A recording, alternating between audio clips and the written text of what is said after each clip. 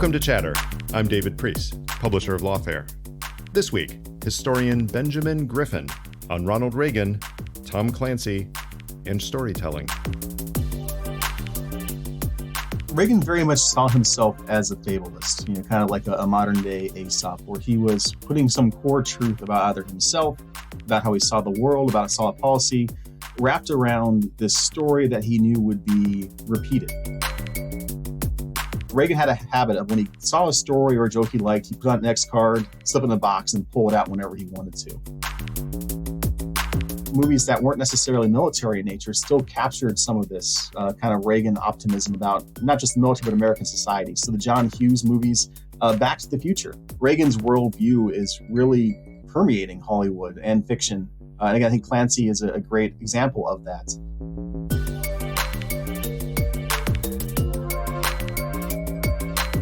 Ben, thank you for joining me on Chatter. Thank you very much for having me. It's great to be here.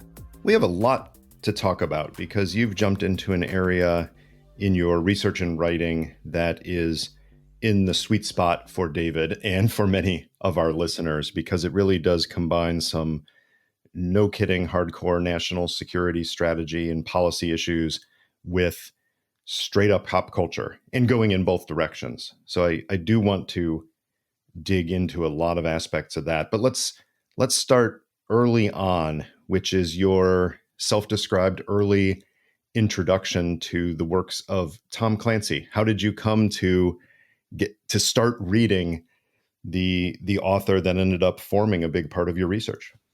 Yeah, so I was finishing up the sixth grade and had gotten tired of kind of reading the sort of, not elementary school, but sort of middle school novels. And my dad handed me a copy of The Hunt for Red October, and Ooh. I just started plowing through it. Then quickly went to Red Storm Rising, and by the time I was, about halfway through the semester, I plowed through all the Clancy books. And so what I love to be able to say is I started research on this project when I was 12, and that is thanks to my dad just handing me a book about submarines. That's really great foresight, right? Doing research for your dissertation and a book when you're 12 years old shows that you have a life plan. Or it goes the other way, right? You read it and you were just captivated by it enough that it helped direct where you went. Did it actually do that? I mean, do you consciously think that being exposed to that and being so excited about that did draw you perhaps even more into issues of military affairs, but also big political issues? I think so. So my dad was a Coast Guard officer. He flew search and rescue for him for 20 odd years, and so I'd always been interested in the military, interested in that kind of stuff. But then, reading the Clancy novels again as a preteen, and then continuing into my teen years, it just sort of helped me contextualize the world I was around, and made me very interested in the geopolitics, the military affairs, and just regular politics as well. And so I became a fairly nerdy teenager, perhaps in part because of Clancy. Though, I mean, I was nerdy before that as well, in all fairness. You do not have to make an excuse for being a nerdy teenager, because my parallel to that story, I came to Tom Clancy from a different stepping stone, one that you'll be familiar with. So at some point, years before your experience, because you're a young strapping man and I'm old, but probably 10 plus years before you had that exposure, I vividly recall my father coming home from the public library and bringing with him, I believe it was a paperback, and I can still see the cover, and it was called The Third World War. I think August 1985 was the subtitle, and by Sir, and I remember Sir was on the cover, and that struck me because I didn't have that many books with Sir as the author. Sir John Hackett, if I recall the full name. So Hackett something. Yeah, Gerald Sir John Hackett. Okay, so I got that part right. And it's been a few years, so if I get the details wrong. But I remember reading it as it must have been a teenager or a preteen. I'm guessing preteen, but somewhere in there. And I was interested enough in the world that I thought, well, now that's interesting. I didn't know we had a third world war. And I started reading it, and it didn't read like fiction. It was more almost like a documentary in print than a novel with characters and drama and sex and violence. It was kind of like a history, future history. And I recall few of the details, but I do remember that I think it's Birmingham or Manchester in the UK, but definitely Minsk in what was then the Soviet Union.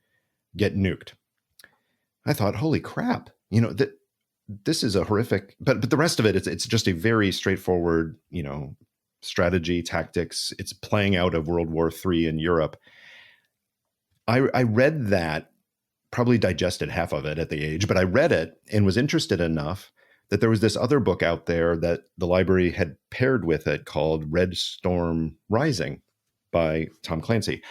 And so that was my first exposure to Clancy. Hunt for Red October, I'm not sure I'd even heard of, but I saw Red Storm Rising and then went back to Hunt for Red October.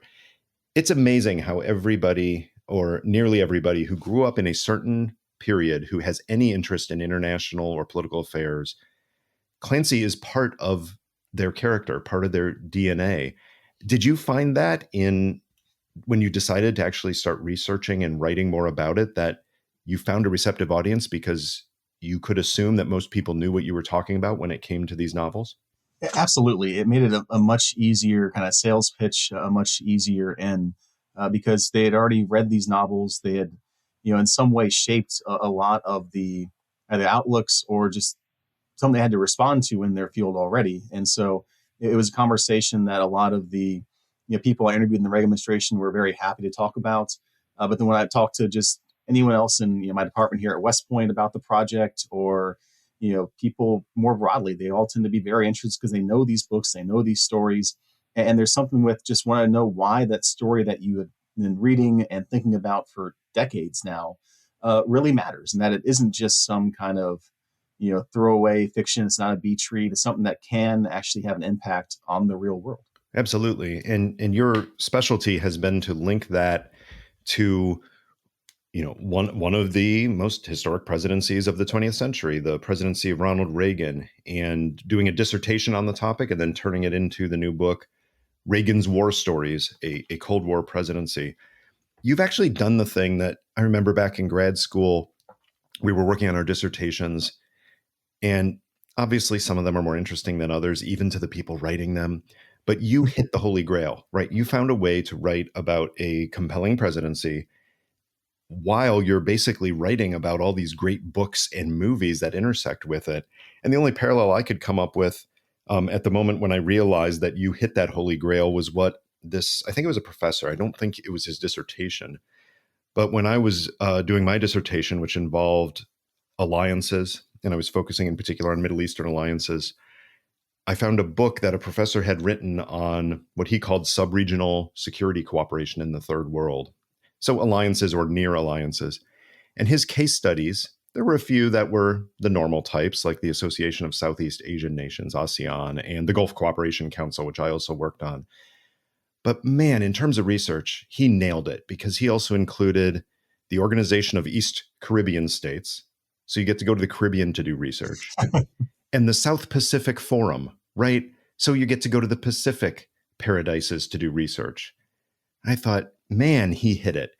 You've hit it in a different way. The books you grew up on, the movies you grew up on, you incorporated them into your research. Do you feel guilty at all for all the people who had to do topics that were more number crunching and more statistical, that they didn't have the pleasure that you did?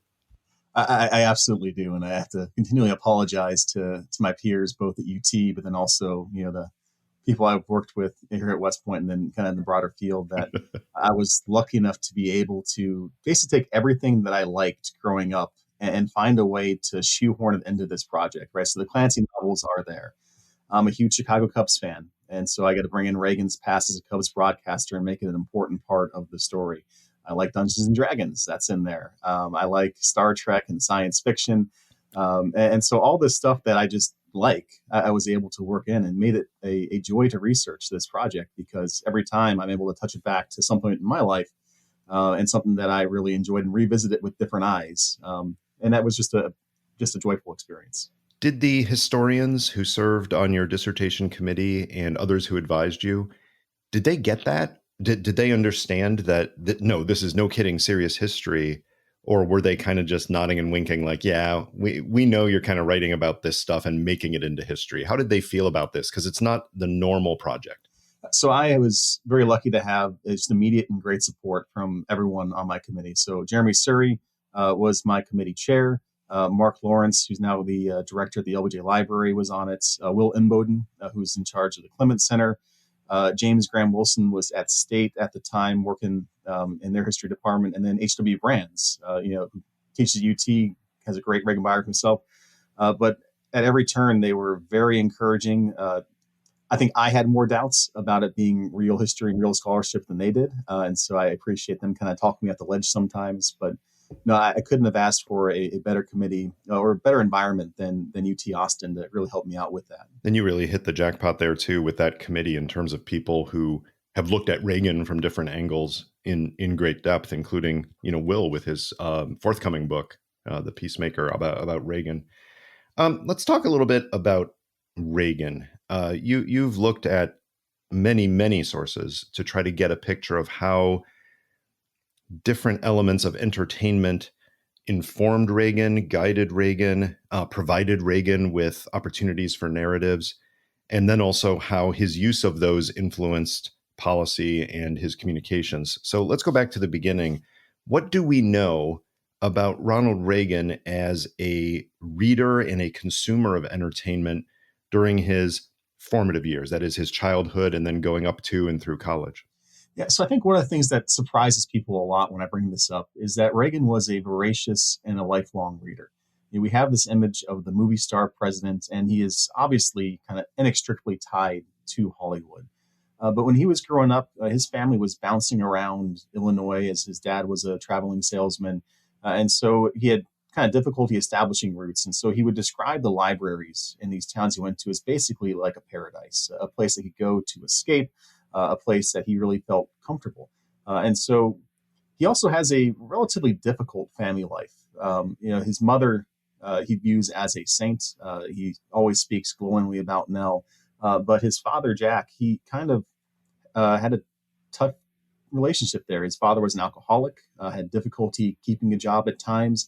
Reagan describes a very formative moment for him as finding his father passed out in the snow and having to drag him in and put him into bed. And so that kind of key paternal, key father-son relationship is not there for him. And he's looking for kind of books to sort of establish who the man he should be is. And he has this kind of act of almost self-creation, as I talk about it in the chapters. And so two of the books, or two of the authors in particular, who play a major role in this are Harold Bell Wright, who is largely forgotten now, I think, but he was one of the great bestsellers of the early 20th century, first American author to sell over 1 million copies. And he was a pastor, kind of traveled around the Midwest, ends up settling down in Pittsburgh, Kansas, not Pennsylvania, Pittsburgh, Kansas, and ends up writing some of these books tied to his biography or kind of autobiographical sermons that he'd been given. And his biggest one is that Printer of Udell's, which Reagan describes as the book that makes him a practical Christian. His mother gave him a copy of it probably when he was around 10 or 11 years old. And Reagan can't help but see himself in the pages of this book. Can you give us just the brief summary of the plot and the character of that book, just the Cliff's Notes version, just so we understand why it was formative for him? Absolutely. So the book is about a young man who leaves his home probably around the age of 10 because his mother dies of tuberculosis and he hates his father. So he leaves, becomes kind of a hobo, riding the rails for a while, finds out his father is dead, still doesn't really care about that, but decides he can go back to civilization. Walks into this town, which is a very Christian town, has a large church-going community, but finds no welcome there except from a guy who doesn't go to church, but who practices this practical Christianity of kind of living the words of the Bible as opposed to saying them on Sundays. So the main character gets really involved in the town with the youth groups, but still can't find acceptance, falls in love with the daughter of the kind of leading merchant in the town, who refuses to recognize their relationship, causing the daughter to run away to a brothel. He then saves her from the brothel, and rather than face the shame, finally accepts the relationship and the wedding. The book ends with the new couple going off to D.C., having been elected to Congress. There's so many themes there that we don't realize because not everybody can read everything. But here is a best-selling novel going back over 100 years that's influenced so many writers because they grew up on it. And all those themes come back in the TV, the movies, the books that follow, that we don't understand that maybe this was one of the archetypes for it. at least in American pop literature. Yeah, absolutely. It's got a lot of almost like it's a wonderful life aspect to it in some ways, with the what would it be like if I wasn't here type of thing. And so Reagan reads this and he sees himself in the kid with the abused mother and the absent or abusing father, and kind of sees who he wants to be. And this is where then he rejects his father's Catholicism, adopts his mother's more kind of generic form of Christianity, and this then filters throughout his speeches really through the rest of his life about how he views being a Christian, right? And so after he is nearly killed by an assassin's bullet coming out of a speech in 81, he feels like he was spared for a purpose, and that was to get rid of nuclear weapons. But with this too, he's talking about then the evil of the kind of nuclear zero movement and the idea that it's all above us, it doesn't matter to us. And so in his famous speech to the National Association of Evangelicals, the Evil Empire speech, he references C.S. Lewis and about how evil is not done in these sordid dens of crime. It's done in offices by men with white collars and polished nails who say that they're not involved with it or it doesn't affect them. And so again, it speaks to his idea that to really be faithful, to be Christian, you have to go out and do good things. And so that's what he means when he says the book made him a practical Christian, is he wants to be more like the main character of the book rather than the townspeople. That is so interesting because we know, among other things, because he talked about it later on, that High Noon was a favorite of his. And there's a similar theme there, right? About the hypocrisy of people at some level, in this case having to do with religion, in that case having to do with, whether they want you to, stand up to evil or just go along with it. But this idea of somebody needs to see through that and see what good is, regardless of what people say good is, but do the good rather than just going along and pretending, right? So it's not about the surface good. It's about whether that archetypical hero actually is at his core, and it almost always is a his in the books and movies Reagan's got, whether he is just truly a good person who has absolute clarity of moral vision. Yeah, I think High Noon is probably one of the definitive pieces of fiction that kind of defines what Reagan's viewpoint was. And you mentioned the archetype. And so Reagan seeks out familiar stories throughout his life. And those stories almost invariably star a strong white male with clear sense of a moral code who goes in, does the right things for the right reasons, and then is happy to leave without getting any credit or reward. And so that's what he sees in Marshall Kane in High Noon, right? Where the marshal has already decided he's moving on with his pacifist wife to open up a shop. But he learns that a gang he put away has just gotten out and is coming back to town. And the villagers say, just move on. Don't stay, don't fight. It'll be better for us if you're not here. And he refuses. He stands up and fights with the help of the town drunk, and who's vaguely useful in this whole conflict. But then ultimately beats the gang because his pacifist wife puts aside those views to help him take out the gang leader.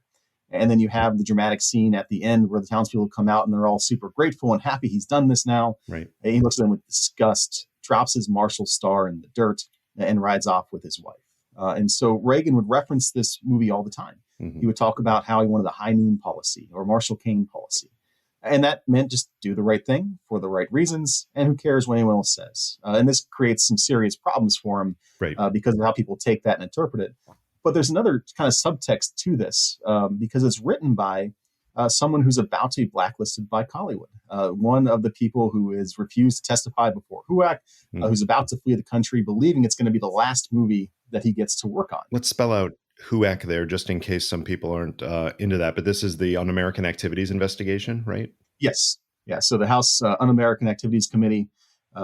And so the screenwriters refused to testify and writes this movie about the persecution that he and his fellow travelers are experiencing in Hollywood, where the writer views himself as the Marshall Kane character who is being abused for things he shouldn't be abused for. And so at best, in this telling, Reagan would be a villager. But in reality, he's probably part of the bad guy gang because Reagan's a friendly witness before the HUAC. He is the leader of the Screen Actors Guild at this time. And so very much involved in kind of the business side of Hollywood and these determinations. So it could be seen he's one of the townspeople more than the hero in the tale. And we'll probably get to later, but also there's a difference in that ending, right? Because Reagan was, if nothing else, always the optimist and didn't seem the type to throw down his badge and say, screw you all, I'm out of here. But more the type to say, well, we've done it, and look towards a brighter future. But you mentioned, the book by Wright, Udell's, and we talked about High Noon, but there was another character who was apparently very important for Ronald Reagan early on, and it's more in the science fiction genre. This is Edgar Rice Burroughs' John Carter.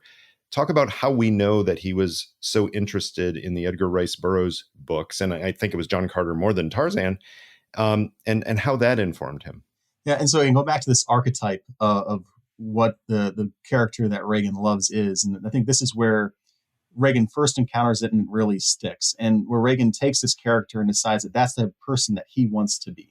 And so we know that he likes John Carter because he writes about John Carter pretty much all his life. Most prominently, you have this period where he's no longer the governor of California, and after he tries to run in 76, but before he runs in 1980, he's corresponding with the director of the library in Mobile, Alabama.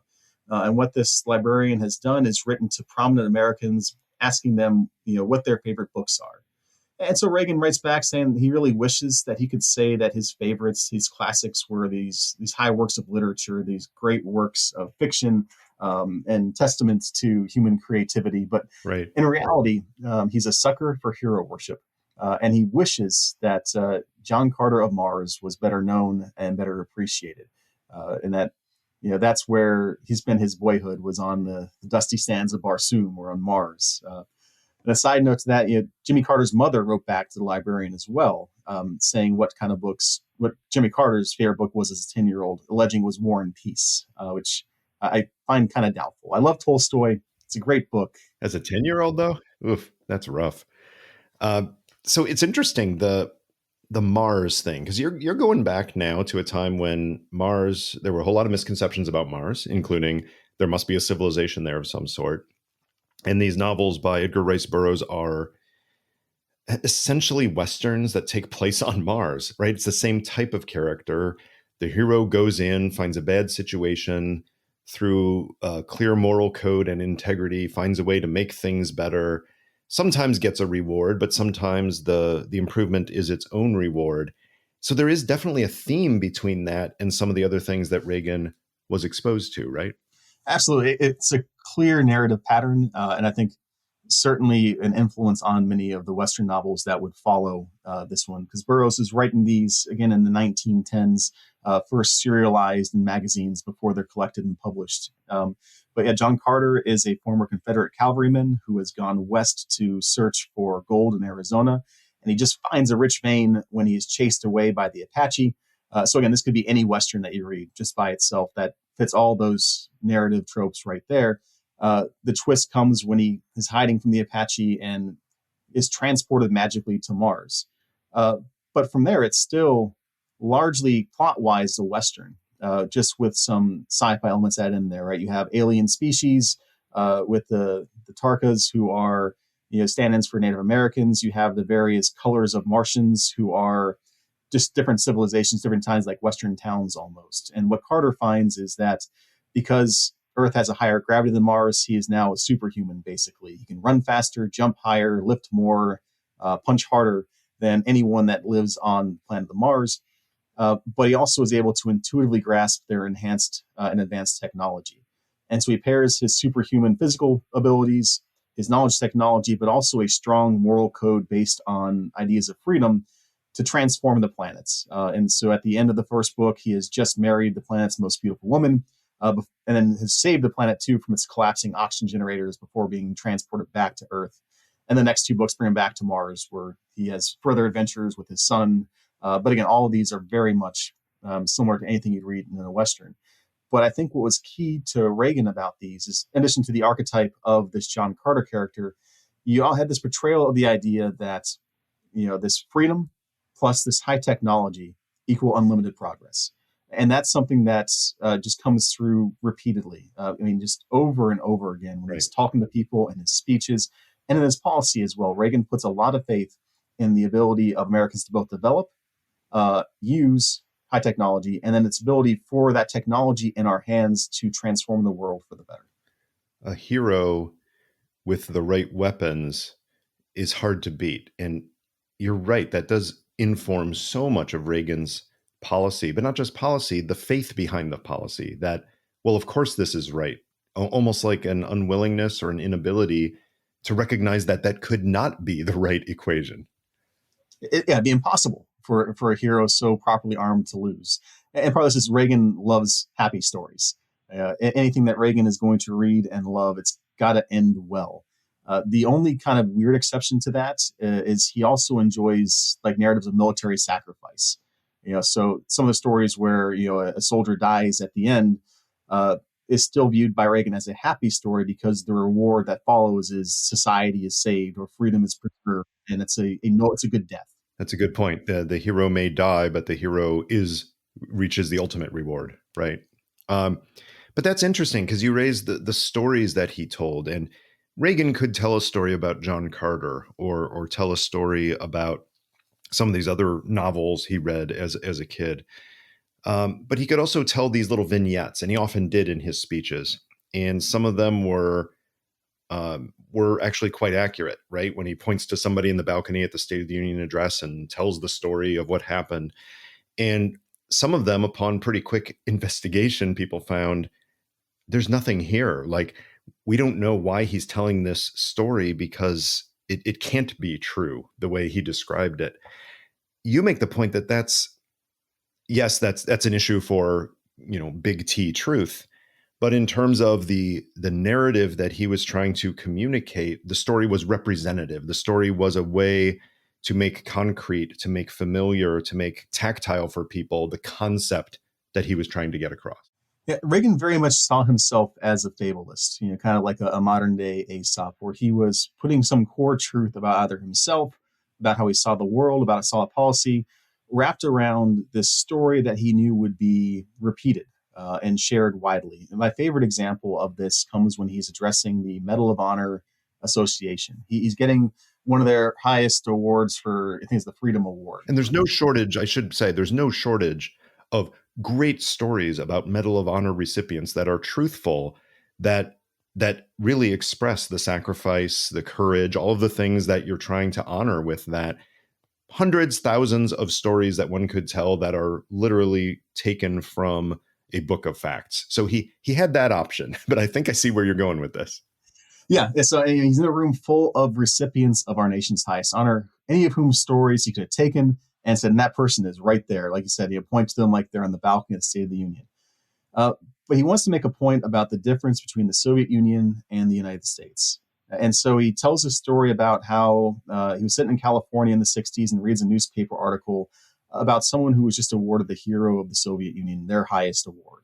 And he was confused because it's a translator who was just returned from Havana. And there's nothing wrong with being a teacher and a translator, but it's not usually what you reward someone for with, the nation's highest decoration. And he asked someone to dig into it. And it turns out that this individual is Ramon Mercader, who is the assassin of Trotsky.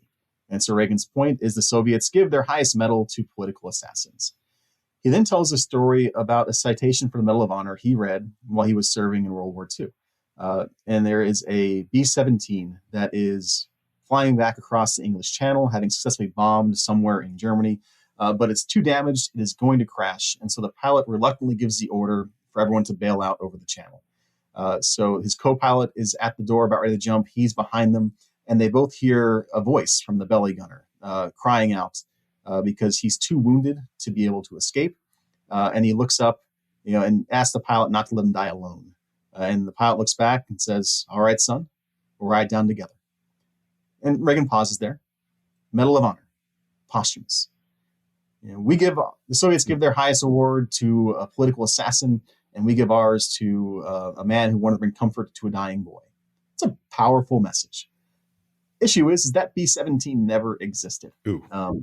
There is no Medal of Honor citation for that meets that criteria of a B-17 that's crashing into the channel where the pilot just decides, okay, we're going to sit here and I'm going to make sure you feel all right. We're going to do this together. There are plenty where you have cases of a pilot giving a parachute to wounded comrades so they can jump out and the pilot can try and land the plane.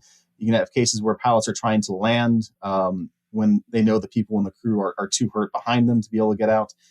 None of those ones are in England. And so having gone through every citation from World War II, it doesn't exist. No one really knows the origin of that story. Reagan had a habit of when he saw a story or a joke he liked, he put on an X card, slip it in a box, and pull it out whenever he wanted to. Best I can tell, he found it somewhere in the late 40s, early 50s. The first usage of it that I've seen was in a 54 address to the William Woods College, an all-women's school, where he's kind of describing the type of men these women should try to raise, basically. Like, this is what you want your boys to become. But then that same story carries through. Again, he's given this speech in the early 80s, and kind of the same ideas he's talking about throughout his presidency. That's such a great story for showing, first of all, his delivery of those stories was masterful. He could, with the timing, with the emotion, the varying of his voice, he was very good when it came to telling those stories, much better than giving detailed policy addresses in my view. And yet the core truth of it, it's unclear whether he cared whether it was true, right? Whether it was important to him that it actually was history that happened the way he described it, or whether it made the point in a way that he felt needed to be made. I'm not clear. If you could ask him, if he knew it was true and if he cared if it was true, if you'd get different answers there. So there are a number of cases where people come back to him with some of these stories. He's telling them, hey, this isn't accurate, right? And he doesn't particularly care. And so I think he cares less about, I think from Reagan's point, the facts matter less than the truth is how he would probably try to describe that. Is saying that, yes, the exact situation may not be correct, but the message is the truth. And that's what's more important. And that was overriding for him when he was viewing these things. There's something else that influenced Reagan that I had been less familiar with, because it's not these fictional stories as such, but Whittaker Chambers, an amazing historical figure, and in case some of us aren't as familiar with him as others, I hope you can describe the Whittaker Chambers story briefly, but then talk about his book and how it spoke to Reagan in a different way. And what I'm leading up to is I know that it had an influence, or certainly was expressed well in Reagan's very famous speech, A Time for Choosing. And I'd like you to weave that narrative for us of how intellectually the ideas in that book and the experience that Whittaker Chambers describes ends up actually appealing to Reagan in a way that might not be intuitive. Yeah, so this is the one work of nonfiction that I really give extensive treatment to in the book. But it also reads like a work of fiction because Whittaker Chambers was a Soviet spy. He gets recruited in college, initially starts kind of working with sort of the public-facing newspaper they're producing before he's kind of pulled back, put off the grid, and then working directly with the NKVD to recruit Soviet Army intelligence, to recruit spies to provide information back to Moscow. And so the most prominent ones that were in his network were Alger Hiss, who was going to rise to be a close advisor to Dean Acheson when he was Secretary of State. It was also on several FDR's big conference trips. And then Harry Dexter White, who is going to be the lead economist negotiating for the U.S. at Bretton Woods. And so he recruits these individuals. But over the course of the 1930s, really kind of at the time of the Great Terror and the show trials in Moscow, he breaks with communism. Part of this is because his handler is making inferences that Chambers has the wrong sort of communist views, that he's not really a Stalinist, he's maybe more of a Trotskyist. Chambers believes that one of his close friends has been assassinated already. But then also in Chambers' telling, it's because the NKVD doesn't want him and his wife to have their child. They choose to anyway, and he's holding his baby daughter, looking at her ear, and then realizes the perfection of the ear and the design that must be involved in that. And so as he frames it, his break with communism comes not at the level of conscious thought, but rather that of unconscious life. And so he finishes with the Communist Party. He goes on to write for Time Life throughout World War II, and is then brought before HUAC as well because his replacement as a career outs him. And that's where he then outs Alger Hiss. That leads to the very dramatic hearings with both him and Hiss in the room as Hiss is denying his involvement. Chambers produces documents that were stolen out of a pumpkin patch, or documents that were stolen and photographed that he had stored in a pumpkin patch, leading to Hiss's prosecution on charge of perjury. And then Years later, it's revealed that Hiss was in fact an agent, codenamed Ailes, Hmm. had gotten an award from the Soviets at the Yalta Conference. And so Chambers is vindicated there. Hmm. But Reagan reads this very dramatic story at a time when he is experiencing a lot of things with communists in Hollywood. He has gotten involved in a number of advocacy groups, and he's seen communists kind of infiltrate those and use questionable tactics to try and exercise control over the groups. And Reagan is appalled when he sees things like people declaring the Soviet Constitution is more democratic than the American one, that they would fight for the Soviets, that clearly it was America's fault the Korean War started. But he recognizes, his own experiences and those of Chambers's, and then decides that the way to break someone from communism is through religion, kind of in a broad sense, not again a particular denomination, but more being a practical Christian, a practical Jew, practical Muslim, practical whatever. As long as you have faith, that is a weapon against communism in this war, in Reagan's mind. And so that becomes a huge theme for him running through, and he will quote Chambers at length in policy meetings, as talking to his advisors, and all of them, or not all of them, many of them are able to quote it right back to him, speaking to just the power that this novel, or not novel, but this book has on their kind of political formation and their worldview. And you also tie this into one of the few occasions when you look at Reagan's history of where he actually appears, I don't want to say bitter, maybe that's the wrong word, but where he actually takes really personally something that somebody says against him instead of shaking it off and saying, well, carry on. And this was when the AFL-CIO and others were very resistant when Reagan started putting out a message that was not strictly in line with what they said, even though he had been obviously a strong union man, even though he had supported the AFL-CIO in the past. The union really turned against him, and it seems like he took it quite personally, felt betrayed by it, and actually felt like it mirrored the experience that Whittaker Chambers described. Yeah, absolutely. One of Reagan's first kind of political activities that I came across was him recording a radio ad for Hubert Humphrey in his first Senate campaign in Minnesota. And that was at the behest of an AFL-CIO labor union. But then, as he's doing these GE talks, he's putting this book of bad actors, basically, of people who should not be allowed to talk. Groups are demanding, in fact, that if you let him speak to your workers, then you have to let the leader of the local Communist Party come in afterwards. And so he's taken that experience, he's comparing it to what he sees in Chambers' book, he's comparing it to what he sees in Arthur Kessler's Darkness at Noon, but then also what he saw with resistance to anti-communist messages in SAG and some of the other kind of Hollywood advocacy groups, and thinks that they are not just bad in the sense that the ideology stinks, but that they are actively working to suppress and destroy freedom, and that there can therefore be no greater evil than communism, and that he's going to do what he can to fight it.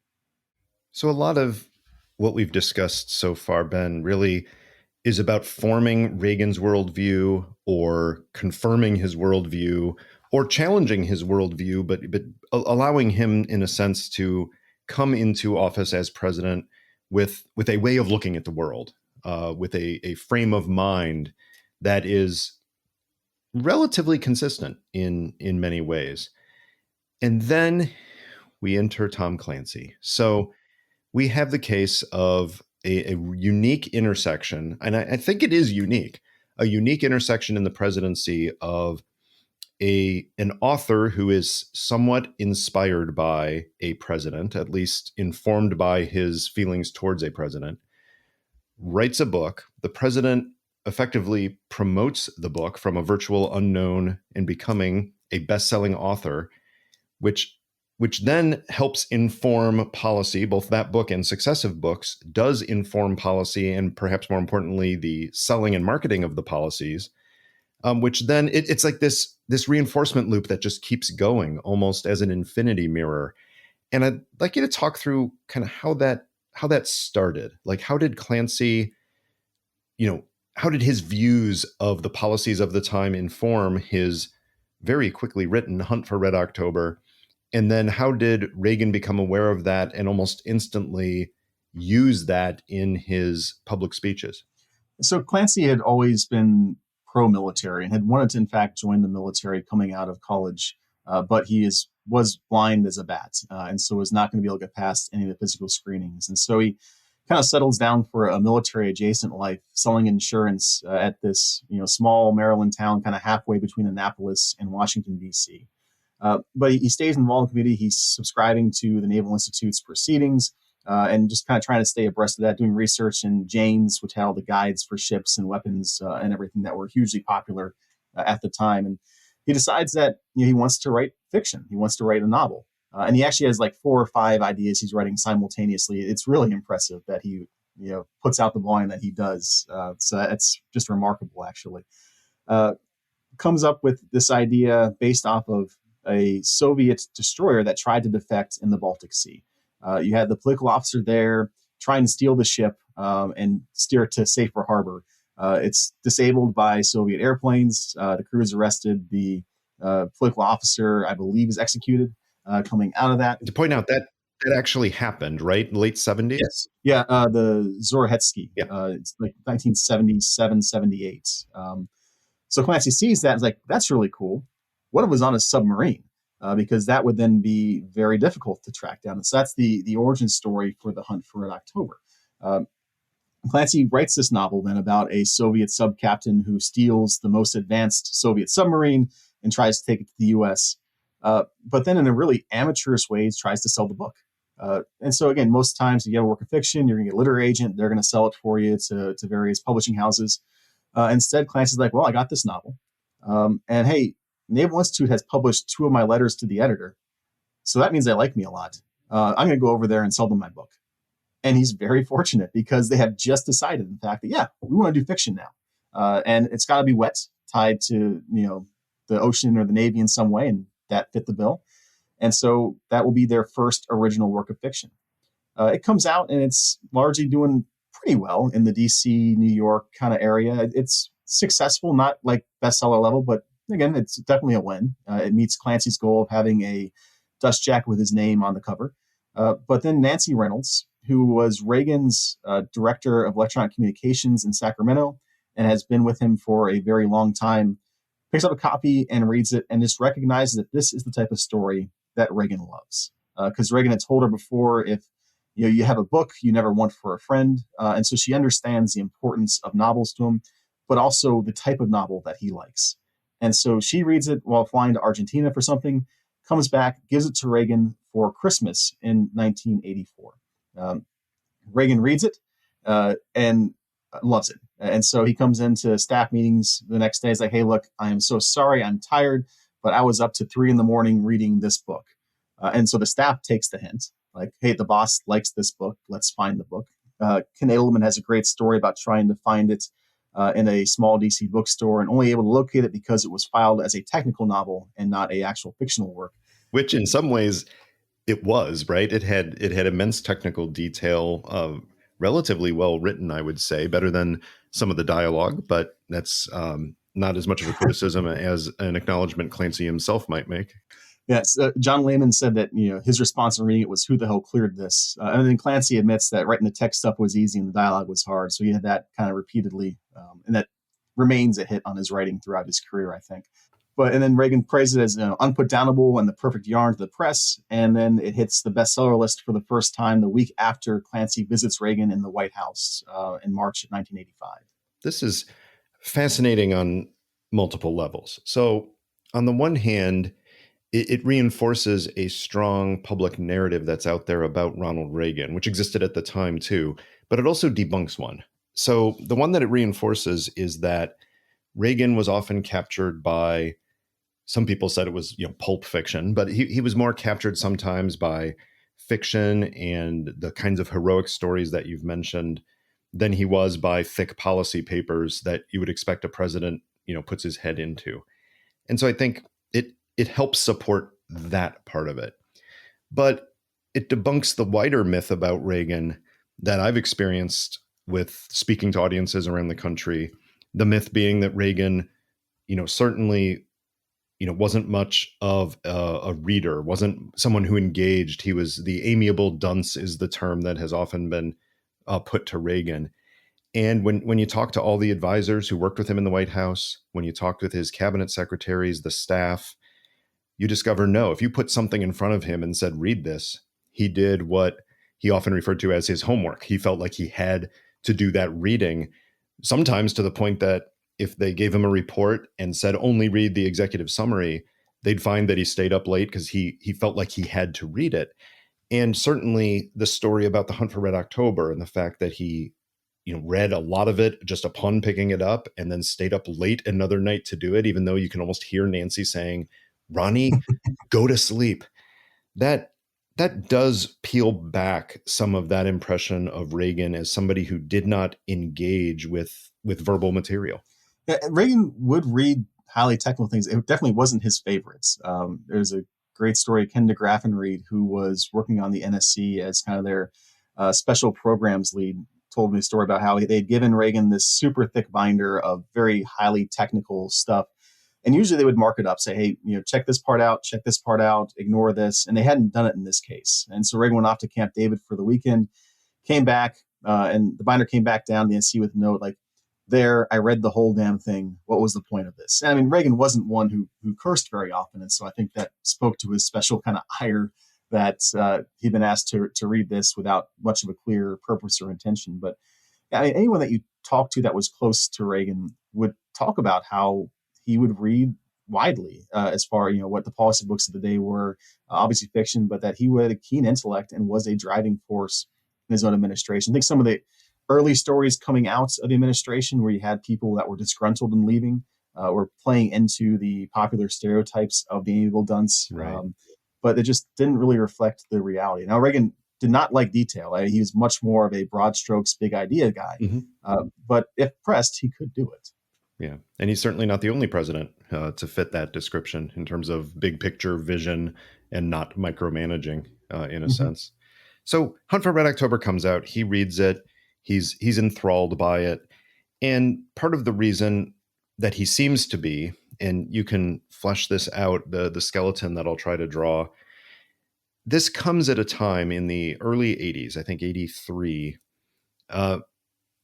You're coming off of a period of 5, 8, 10 years of a narrative in American pop culture when it comes to military and national security affairs of generally one of two things. One of them is the incompetent, stupid, rogue, or evil government. So this is things like All the President's Men, The Bourne Identity, that there's evil people running covert operations or bad people in government, and it's the job to uncover just how bad they are. Or alternatively, just how at least morally ambiguous, but sometimes just how bad service in the military is, whether it's Apocalypse Now or Deer Hunter, things like that. And it seems that Reagan was all too aware of this, that he noted some of these movies he clearly didn't like and expressed it.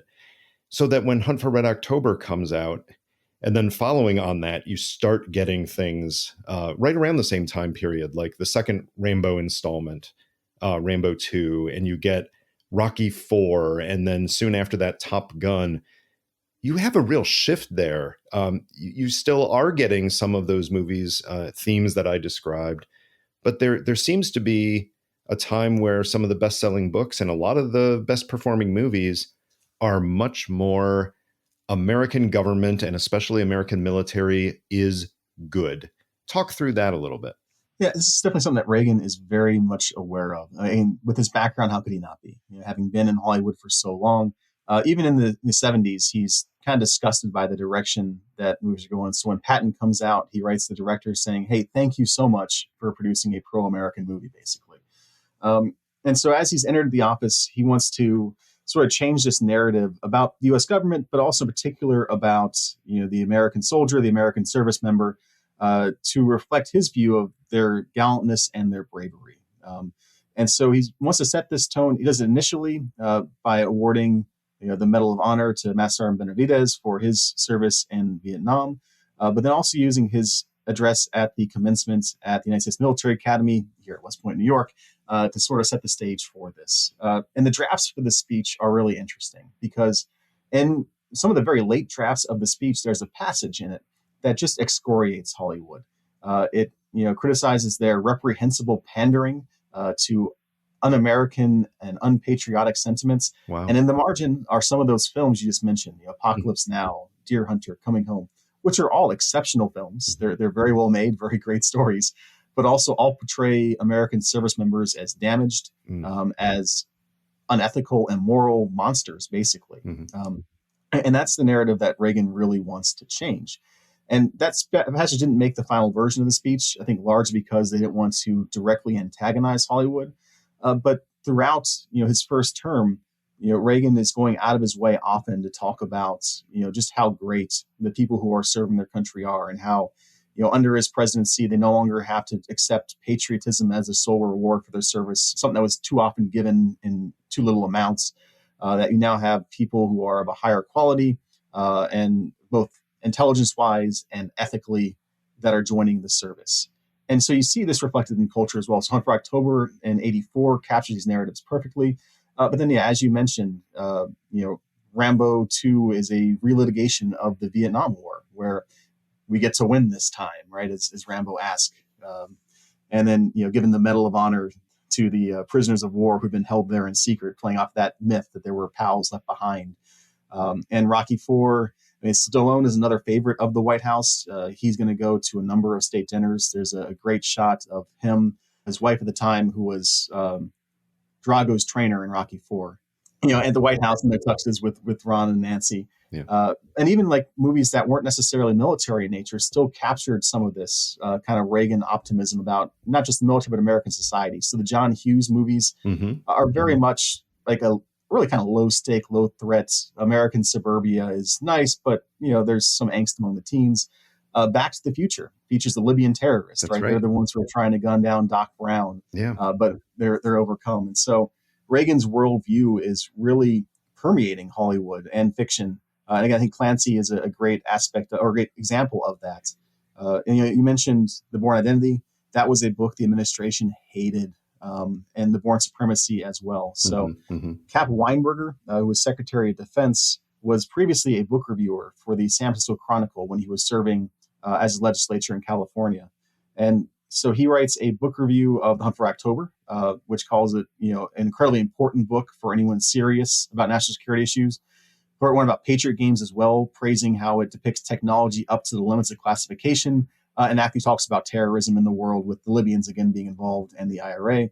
But he writes one of The Bourne Supremacy, which is the sequel to The Bourne Identity by Ludlum, and he just tears it apart, saying that it is an awful book. It has the required Le Carré syndrome of moral equivalency, and it's showing government doing things we would never do. We would never assassinate people or do all these, unethical things. And it's a conscious part of the administration to set the tone for what kind of stories are good to tell. And they're going to praise authors who kind of toe the line, either intentionally or unintentionally, and go out of their way to sort of punch down at ones who aren't necessarily meeting the preferred viewpoint. With your intelligence experience, you might agree with me that from mine, I just find it amazing that you have the President of the United States and the Defense Secretary both praising fulsomely this book that comes out that has a whole lot of what appear to be advanced military details in it. You would imagine every intelligence service in the world is picking up this book, reading it, and trying to map it onto what United States defense policy is and read into it what it says about the president and the Secretary of Defense. And the funny thing is, most of the time you would advise intelligence officers, hey, don't read too much into a positive book review or into a presidential mention of a book. But your analysis, the analysis you've done shows, yeah, if they did so, they probably were right, at least when it comes to Reagan. Yeah, I think that's spot on. And, as the book gets popular in 1985, Time magazine kind of drops a line in there, copies are being purchased by the Soviet embassy, presumably for shipment back to Moscow, right? And I mentioned, John Layman's reaction was, who the hell cleared this? And there was a classification review of the novel before it came out. Naval Institute gave it to two Navy sub-captains. One said, yeah, no, this is all good. The other one was like, you cannot possibly publish this. It's full of secrets. And, so Clancy then sat down with him, kind of walked him through, oh, no, I found this in Jane's, I found this in this article, Yep. Showing all the kind of open source that he was able to compile, kind of like a modern day Bellingcat kind of thing, I guess, where he had, put together, this is what all these specs are for the sub. And may not have been something that they wanted out there, but it was out there and therefore fair game. Though in later books, Clancy definitely does get access to classified information. Yeah. Not early on, but later on.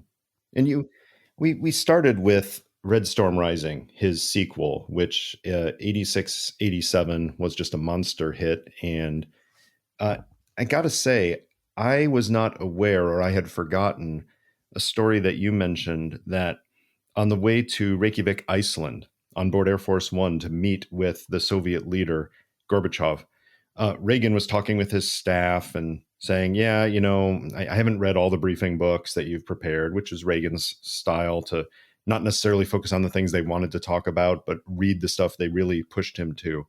But then he said, but I have done some preparation. And he called his research for the upcoming talks Red Storm Rising, which is fascinating given the story of the book. It is a story about a Third World War that occurs in Europe. Talk a little bit about the crucial influence. People may have heard of the link between the Hunt for Red October and Reagan, but many people haven't about Red Storm Rising. So tell just a little bit about that connection and both what it reveals about Reagan, but how, again, Reagan used it to inform or to reinforce his worldview.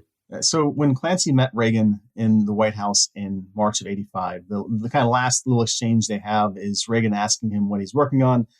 Clancy saying it's a book about World War III, and Reagan asking who wins, to which Clancy says the good guys. And so the book is something he's working on with Larry Bond, a former naval officer, designer of the war game Harpoon, and at the time employed by the Center for Naval Analysis. And so they've been doing some war games looking at how you resupply Europe in the event of World War III. And they kind of latch onto that as the seed of what becomes Red Storm Rising. And so, as you mentioned, Red Storm Rising depicts a fictional Third World War between NATO and Warsaw Pact, and NATO wins this war.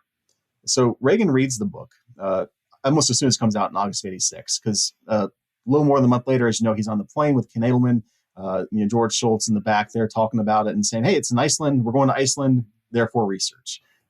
Everyone laughs and thinks he's joking. And he wasn't. He was very serious about doing it as research. So at that conference, famously, Gorbachev and he almost agreed to eliminate all nuclear weapons within 10 years. The only thing that holds it up is that Reagan will not commit to confining SDI to the laboratory over that window. And so it falls apart a little bit acrimoniously, despite, again, having come close to a real historic abolition of nuclear weapons, basically. Reagan flies back to D.C., and Thatcher calls him up because she is very concerned. That Reagan has almost given away the game in her viewpoint, because the key question of security in Europe was that the Warsaw Pact had massive conventional forces, certainly more numbers-wise than NATO did, which meant that NATO needed its nukes in order to achieve the effects of air-land battle and win World War III. So Thatcher's worried that Reagan is not committed to NATO, that he is willing to throw Europe under the bus, basically, and upset the balance of power. Can't really tell him that as directly, right? She calls him very nicely and is like, hey, great job, except for this piece here. And Reagan says, well, I don't see it the same way. You should read Red Storm Rising. It gives a very good picture of where we're at. So the president of the United States is countering a very upset prime minister of the United Kingdom, not with advanced policy papers or extensive logic and argumentation, but with, here's this great novel, you should read it. Yep, exactly. Thatcher's a little bit taken aback by this, doesn't really know how to respond to it. And so kind of unpacking why Reagan identified with it, latched onto it so strongly. So again, I mentioned that it was a Third World War book. It was not the first book of that conflict that Reagan read. You'd mentioned General Sir John Hackett's Third World War at the start of the podcast here, and Reagan read that one too. He didn't like it as much. Again, it was put on one of the noble things he'd read in 83, but that exchange of Birmingham for Minsk that you mentioned sat very poorly with him. Right. In Clancy's telling, the U.S. and NATO win without resorting to nuclear weapons. Mm-hmm. The New York Times book review of the book calls it good news for Mr. Weinberger. And that's because every single piece of technology developed in the late 70s and 80s works perfectly. The M1 tank is awesome. Stealth fighters are getting behind enemy lines. These command and control birds are doing their job of getting the right resource to the right place at the right time. So commanders have like perfect situational understanding, know what the Soviets look like, and after initial setbacks are able to hold the line. And even before U.S. forces come back in to the continent, start to push back on that line. Yeah. And so it is a narrative of basically everything that the Reagan administration has done since 1981 is correct. It works perfectly. And you don't need nukes anymore. And it sure sounds like a parallel to what you brought up earlier, which is that John Carter subgenre of you have the right people, right? The American and Allied service people, and you have the best technology, and you combine that, and of course, Clancy writes, "We win." It all works for Reagan. Mm-hmm. Yeah, it's the right people with the right weapons, just like you say. And yeah, it's not that this is divorced from reality. If you look at the policy documents, you look at the things coming from the Joint Chiefs, from the Pentagon, from the NSC, they all paint a compelling narrative that the U.S. is much stronger conventionally in 1986 than they were in 1981. NATO's assessments of where they stand in comparison to the Warsaw Pact are also trending in that direction. And so part of it, I don't think that Reagan believed that in 1986, NATO would beat Warsaw conventionally necessarily. But he also knew that war wasn't likely in 1986 and believed that in that 10-year window, perhaps, then that would be possible, which meant that nukes no longer guaranteed Western Europe's security. They were a dangerous and apocalyptic force that he'd long despised, and it was time for them to go. And in some ways, you could argue that viewpoint was somewhat correct as you look at Desert Storm and you look at how the latest NATO or U.S. equipment just rolls through the Soviet and Warsaw Pact equivalent. Absolutely. I can't talk about this period, the mid 80s, without bringing up a counterpoint, which is something that my colleague Shane talked to Nicholas Meyer about not too long ago on the podcast, which is The Day After, which had an immense impact on American public opinion, given its wide viewership. Basically, this is the TV program, depicting life in a town, I think in Kansas, following a nuclear exchange. We know Reagan saw it. We know that he was greatly depressed by it. I think he noted in his diary or in some other private writings. Some people go that extra step to say, well, that must have been what turned Reagan from a heartless cold warrior who wanted to bury the Soviet Union to somebody who suddenly was willing to try to get rid of all nuclear weapons. It's not that simple, is it? No, it's definitely not. A lot of it focuses on this idea of 1983 being a pivotal year where there is some kind of change in Reagan coming out of The Day After, the nuclear scare with Able Archer. And I don't really think the record supports that particularly well. Everyone, or not everyone, a lot of people will reference that diary entry, that, the movie left him greatly disturbed and affected. But then the next lines are like, which means that we must never let this happen. And to do that, we have to keep doing exactly what we're doing right now, which is the buildup, which is the force. The Anna and Ivan speech, this great speech where he imagines a U.S. and a Soviet couple meeting in a shelter, able to magically speak the same language, where they wouldn't talk about politics. They talk about their kids, their hobbies, their jobs. It's very conciliatory towards the Soviets. But then the next line is, if the Soviets want peace, there'll be peace, which, again, puts the onus for the conflict back on the Soviet Union. And so for Reagan, nukes were a necessary evil because of that conventional balance that I had mentioned, where coming into his presidency, there was a clear disparity, at least on paper, between the Warsaw Pact and NATO. And I mean, on paper, may not have been worth much, as we've seen in other cases recently, but that was certainly the thinking at the time. But his nuclear abhorrence goes back to the first nukes.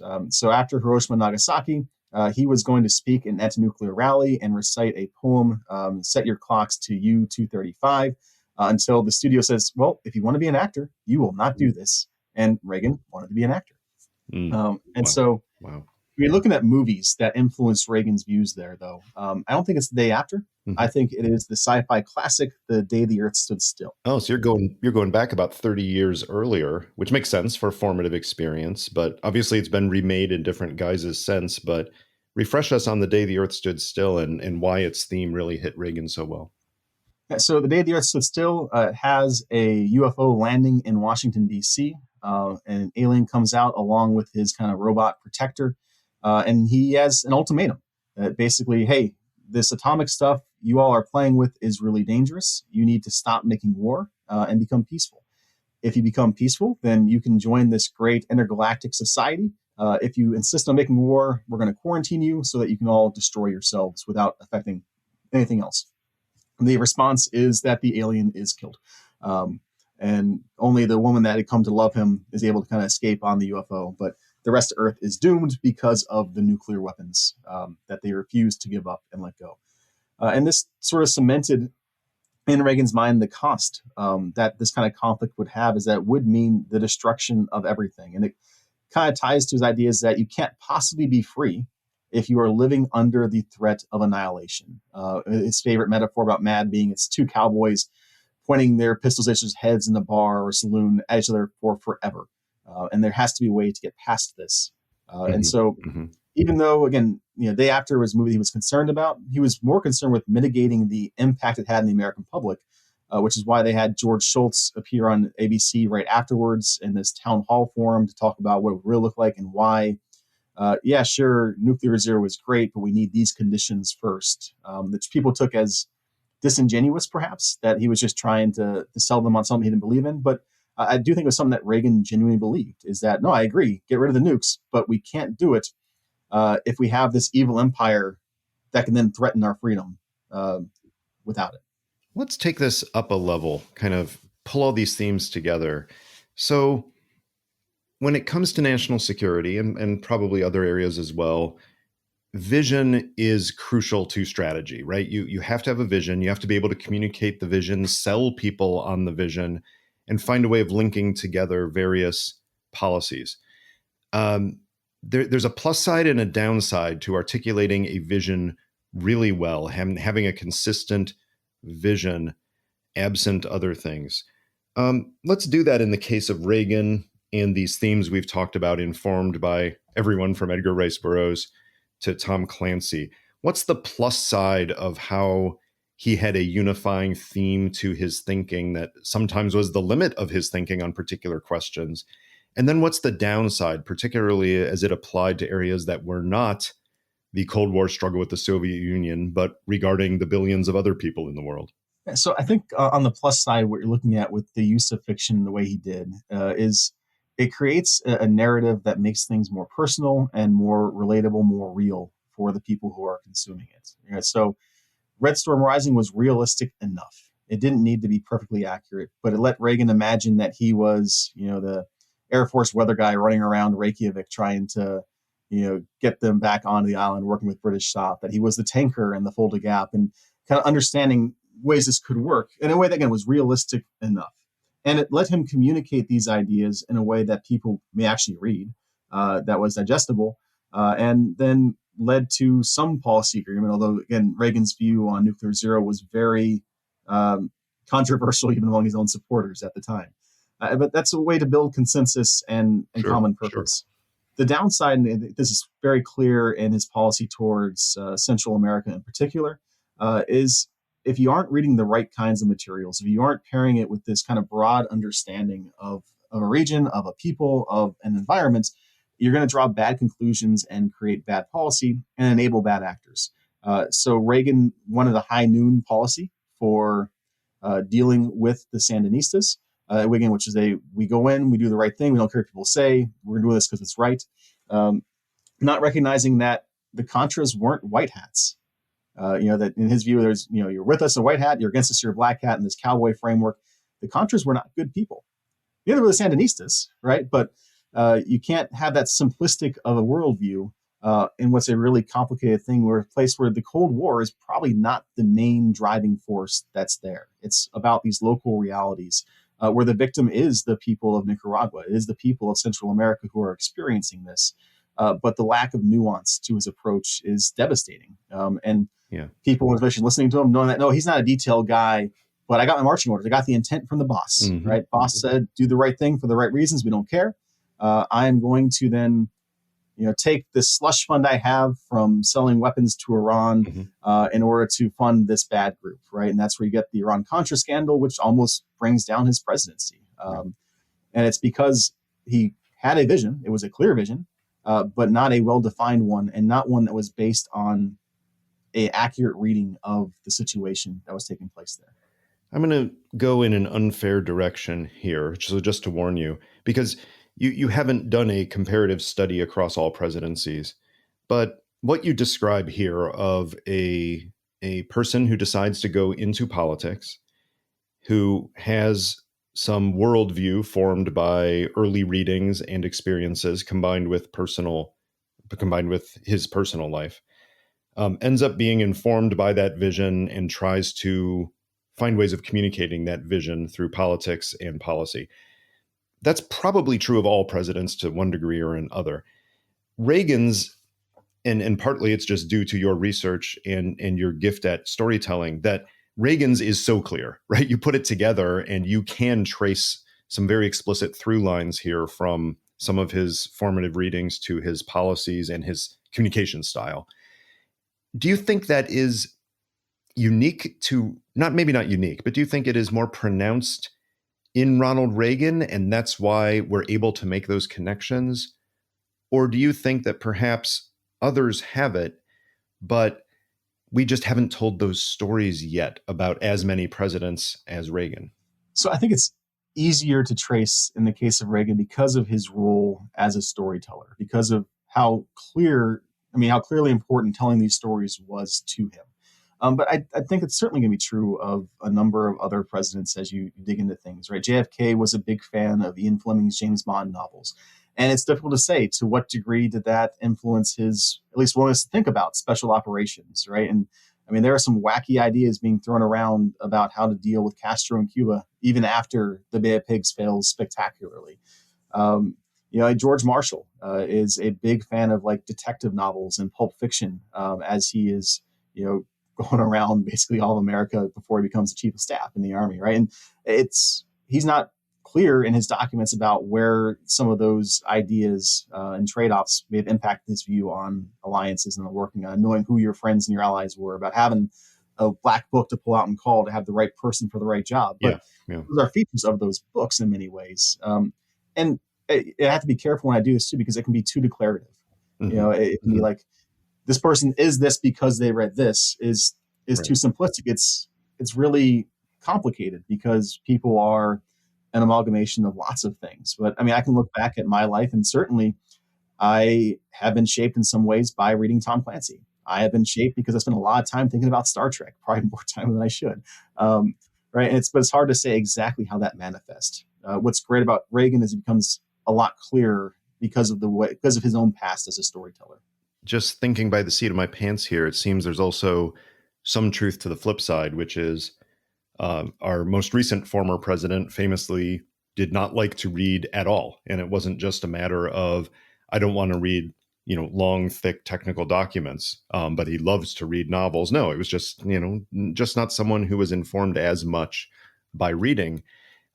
Is it any surprise then that there was not a coherent, consistent vision, but instead a lot of his policies were much more immediate and transactional based? There could be a parallel there, that in fact, Reagan being at one end of the spectrum, that others could be at the other end, and it does inform something about what their style will be like as commander-in-chief.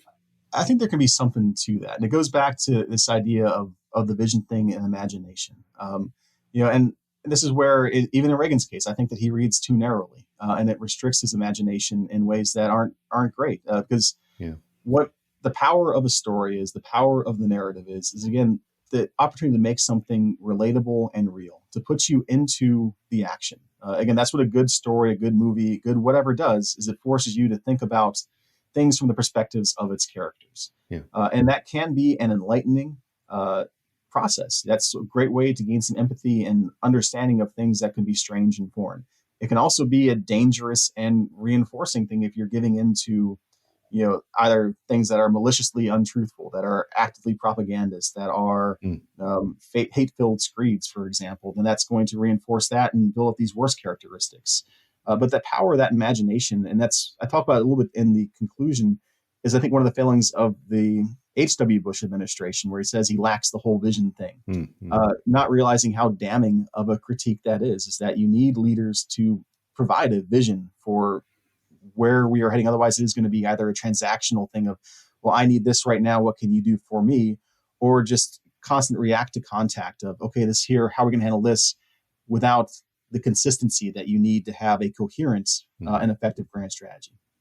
Well, I'll say there are many, many more vivid examples and entertaining vignettes in your book, Reagan's War Stories, that I will recommend it heartily to anyone who's interested either in Ronald Reagan or in how issues of narrative and storytelling inform policymaking, or are just fans of pop culture, especially in the 1980s, and want to explore some of the deeper themes there and how they resonate with people.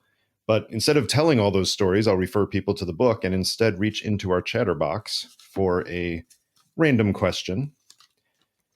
Ben, recommend any recent book you've read, podcast you've listened to, or TV show you've watched. Okay.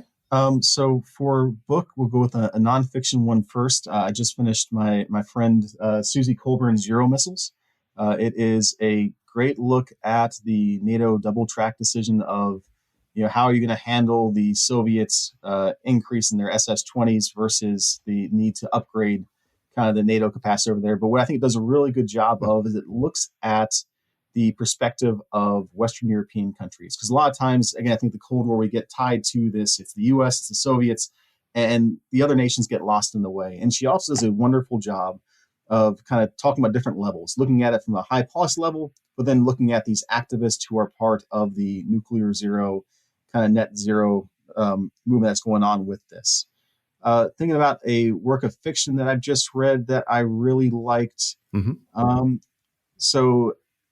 N.K. Jemisin's The City We Became is a sci-fi book that I really very much enjoyed. It's one that I haven't seen something like it before. And that's kind of weird to say in sci-fi because you have these really well-established tropes. But she crosses them. Yeah.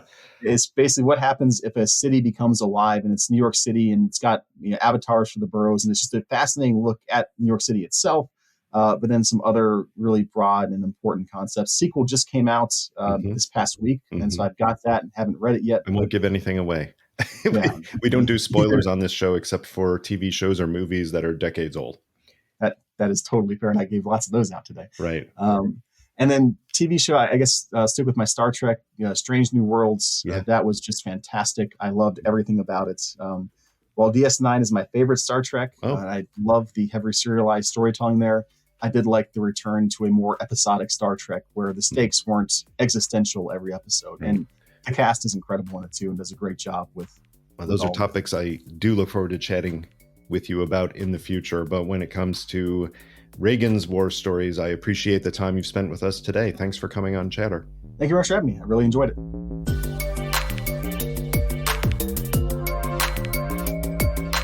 That was Chatter, a production of Lawfare and Goat Rodeo. Please subscribe to the podcast and find us on Twitter at ThatWasChatter.